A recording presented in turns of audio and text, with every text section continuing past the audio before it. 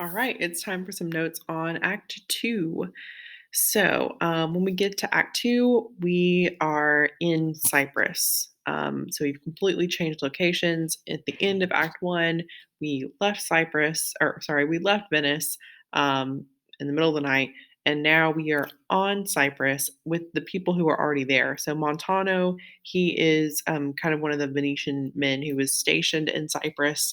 So he's there. We open with them talking, and basically they're talking just about waiting for Othello to get there and wondering what's happened. And so they're kind of watching the horizon and waiting as ships come in, and nervous about it, hoping that Othello and everyone gets there safely. So they're talking about that all here. And we find out right here around line 25, a little before, where it says, "News, lads, our wars are done. The desperate tempest has so banged the Turks that their designment halts." So we find out that basically a tempest, which is a storm, has come and destroyed the Turkish fleet. So convenient, all of a sudden, this whole reason we went to Cyprus in the first place, that we had to leave in the middle of the night when during Othello and Desdemona's wedding night, we had to leave so they couldn't consummate their marriage. But now we don't have to do that. The Turks are they're done. No more war. So that's pretty convenient. So I put a note here. The Turkish fleet was destroyed by a storm. It could seem like a deus ex machina. So if you've ever heard that term, literally in Latin, it means God in the machine. And it kind of means, if you've ever seen the YouTube channel Cinema Sins, they use this term a lot. It kind of means when something just comes out of left field, just completely random plot thing happens really conveniently that doesn't really make sense. This can kind of be that because Shakespeare wants to focus on the drama of these characters and wants to put them on this like tropical, it's not really tropical, but like this island in this hot climate to show that the drama is going to happen. Um, but he doesn't want to actually talk about the war. He wants to talk about the drama. So he has to get them there by means of the war, and then whoop, they're gone. So it kind of is that, but also it is a reference to the fact that it should be a reference, that this happened historically right before Othello was writing this, like not too long before Othello, before Shakespeare was writing this, not too long before, with the Spanish Armada. At the time, the Spanish Armada was like the most powerful navy in the world, and they were in the English Channel about to attack England, and like it wasn't a storm that completely wiped them out, but basically the storm helped the English wipe them out a lot. And I wouldn't say wipe them out, but help them defeat it. Like there was no way England could have defeated the Spanish Armada, but this storm really helped. And so they were basically kind of used to that idea. That's something that's a possibility. So they would have kind of connected this. So the Turkish fleet, it's gone. They're waiting, and Cassio's ship comes in, and then different ships keep coming in, and so people keep seeing a sail, and the ships come in. And as they come in, we're waiting on Desdemona's ship. For one, she's on a different ship than Othello because Othello's on like a battleship and Desdemona's not. But so we hear Cassio here start talking about Desdemona, and he says things like, "Oh, behold, the riches of the ship has come on shore. You men of Cyprus, let her have your knees." He's really excessive in his flattery towards Desdemona, and I'll explain that a little later, because he also is excessive in his courtesy towards Emilia. So Emilia is on the ship with Desdemona. Emilia is Desdemona's like servant, and remember, she is Iago's wife. When Emilia gets off the boat, he kisses Emilia. He like kisses probably her hand, but he tells Iago, let it not gall your patience, good Iago, that I extend my manners. 'Tis my breeding that gives me this bold show of courtesy." So when he kisses Emilia, he's kind of joking with Iago about, "Oh, don't get upset that I'm kissing your wife." Um, but basically, what he's doing is pretty acceptable at this time. So I made a note here. Cassio's flirting. It's more like this idea of courtly love, which is a concept that might be helpful for you to be familiar with. It goes back to, like, Arthurian legend and, like, the Knights of the Round Table, things like that kind of time period and the idea of chivalry, but it's kind of this idea that men like, if you're a court dude in the court, to have good manners, you're supposed to basically be in love with whoever your noble lady is, like, legit in love with her, like, think she's perfect, want to marry her, whatever. But you're not supposed to, like, touch her. Like, the classic example of this is, like, Lancelot and Guinevere, Guinevere being, King Arthur's wife, and Lancelot is, like, in love with her and, like, flies her colors out into battle and whatever, and would do anything for her, but he's also super loyal to Arthur. And so that's kind of the idea, like, if you weren't in love with your noble lady, then you were being rude because you need to think that she's the best thing ever. So, that's kind of the idea here is that you're supposed to act overly affectionate, overly, like, in awe of women, in order if you're, like, I don't know, like, if you're going to climb social ranks, that's how you're supposed to do it in one sense. Um, so Cassio, as we've said, is a ladies' man, but he's also someone who is socially adept. He plays the social game well. So he does this, and he does this to Amelia, who is not high class. So it's not like he's just sucking up to rich women. Like he just does this to every woman. He's very courteous and like acts like they're great, whatever. So Iago doesn't care. Iago's like, I don't he's, like, done with his wife. Remember that rumor that, Othello has slept with Emilia? Um, but he doesn't know that it's true, but he's just gonna act like it, so he's gonna kinda dismiss Emilia as well. So then they get into this long conversation about women and about how much you're supposed to praise them. Like, if you were a good gentleman, you're supposed to be praising these women, writing sonnets about them, kind of like, again, the opposite of Sonnet 130. Like, Sonnet 130 is making fun of sonnets like that in a sense, this exaggerated praise. And so they kind of get into this and they're kind of waiting for Othello to get there. And Desdemona is a little nervous about it, nervous waiting for Othello, and so they kind of play this game where, Iago is going to write their praise. Iago is going to be the one to praise, and, of course, Iago, does not praise women. Instead, he has some witty lines, making fun of women, basically, all the way down to here, so he has it gets down to this big, rhyming lines, "proud, loud, gay, maid," whatever, um and then when he talks about the perfect woman in this, like the person who is beautiful but not vain, who has words but doesn't like use them too much, who is rich but never is like ostentatious. This perfect woman, um, then she would, and there's a pause, and Desdemona asks, "What?" And he says, "Suckle fools and chronicle small beer." And what that means basically in like today's language would be no matter how good a woman is, she will still be making babies and sandwiches.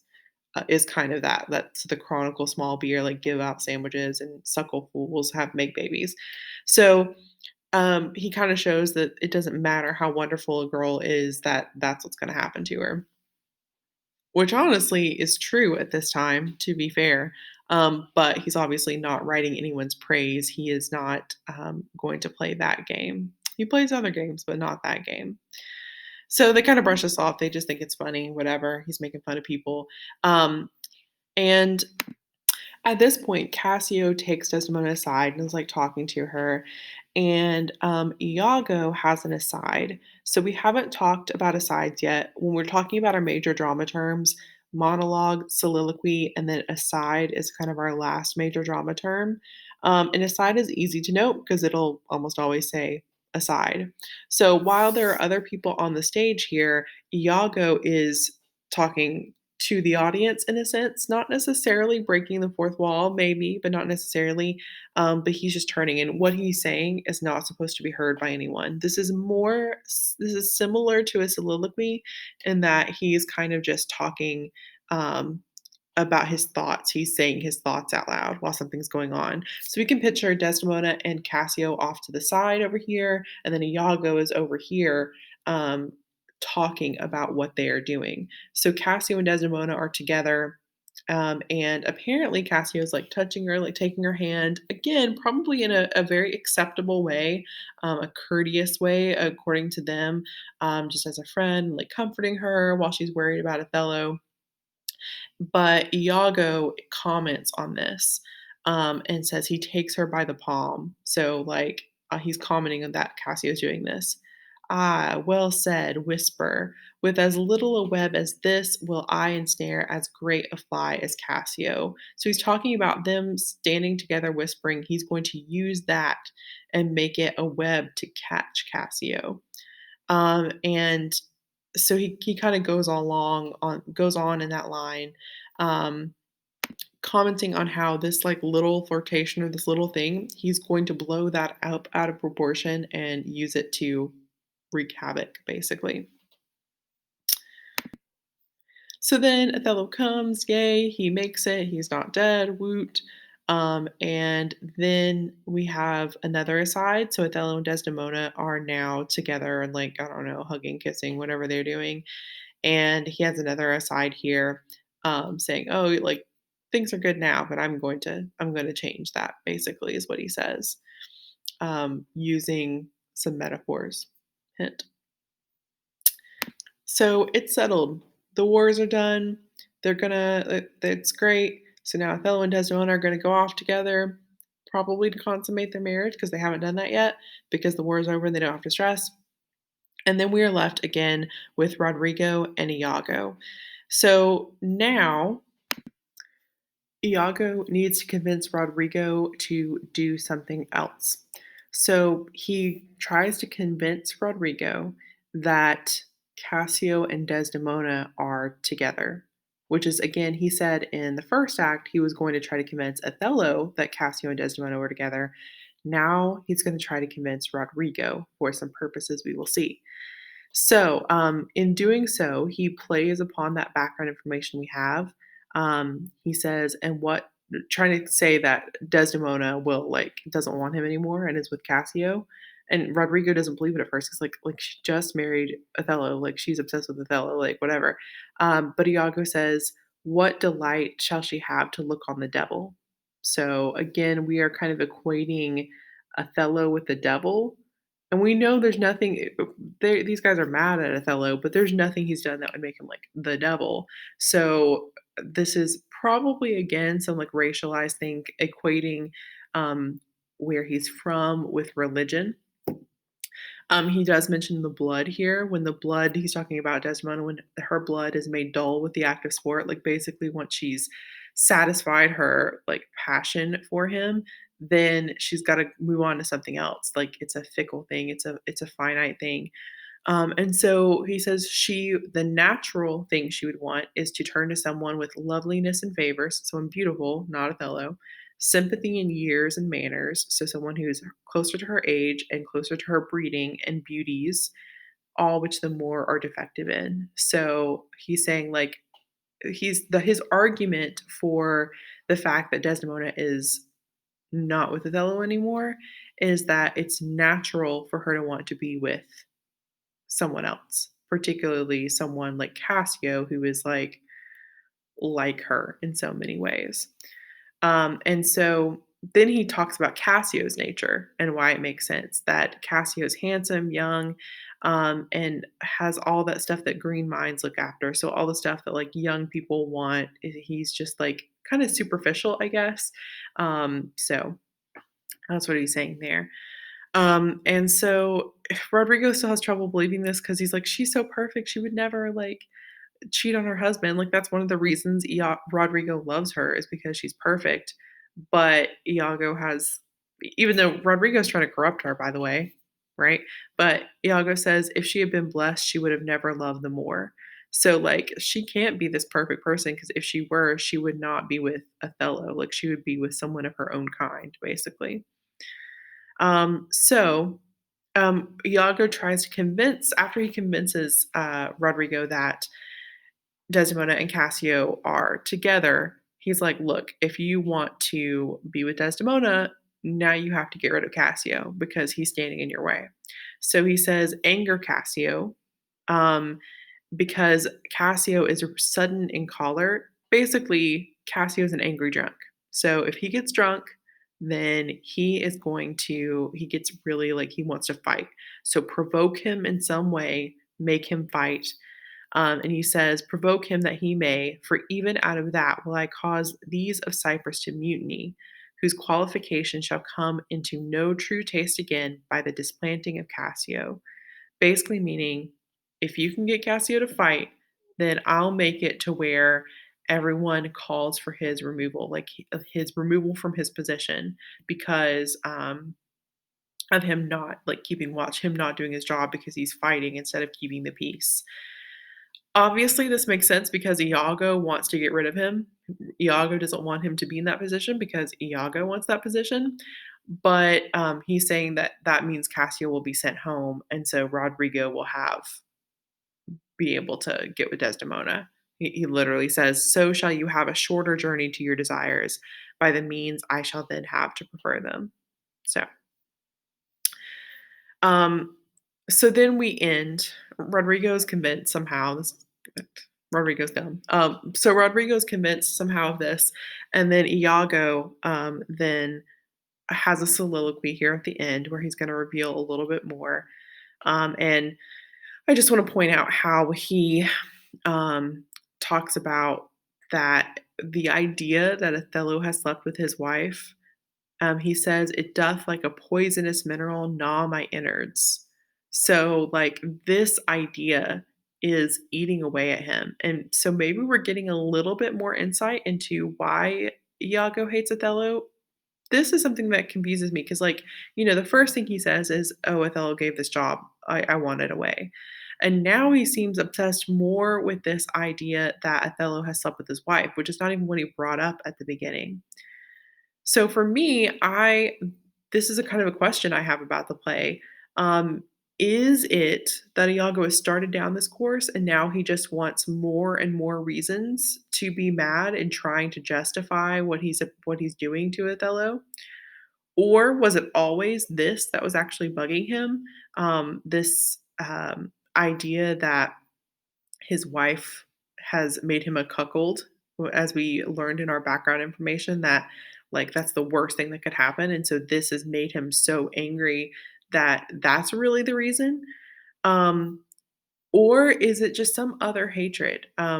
Maybe even an internal thing that we might see a little later in the play, that he is insecure and Othello is kind of representing his insecurities because Othello is everything he isn't. Othello has this high position when Iago can't get this position. Othello maybe slept with his wife when apparently maybe he's not satisfying his wife, or that's what it would mean if you were cuckolded. And here's where we see that maybe the relationship between Iago and Othello is representative of kind of the relationship of the British men at this time, even though Iago is Italian, but the British men at this time and outside groups, especially groups from more like southern regions with darker color skin, is that everything they were nervous about, their insecurities about fighting and about being like men and whatever, and their insecurities about their like sexuality and sexual prowess or whatever, they would push off and say that these people are a threat to those things. So they're bad. And so he is saying, instead of Iago looking at himself and thinking, I have not attained this position or I have not treated my wife the right way, he is blaming this on Othello. I don't know. As you continue on with the play, think about why you think Iago does what he does, because I think that's one of the most interesting things to think about for this play.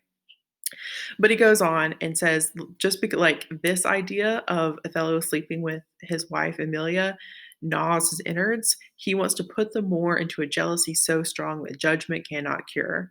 So again, we're seeing that dichotomy between jealousy and judgment, emotion and reason. And he wants to, just like the way he has been put in that position, he wants to put Othello in this position where he is so jealous that reason can't, like, he just loses all reason. Which is interesting because Iago's kind of admitting that that's happened to him, that maybe he's lost all reason because of jealousy. So I'll quickly also talk about scene two because it's one paragraph. Scene two is just a herald who comes out and says, "Hey, we're having a party. We're going to celebrate the fact that the Turks are gone and that Othello just got married. So let's have a party." And basically, anytime you have a party, that's when stuff goes down, right? You're getting a big group of people together, and that's when the drama's going to happen. So be ready for scene three.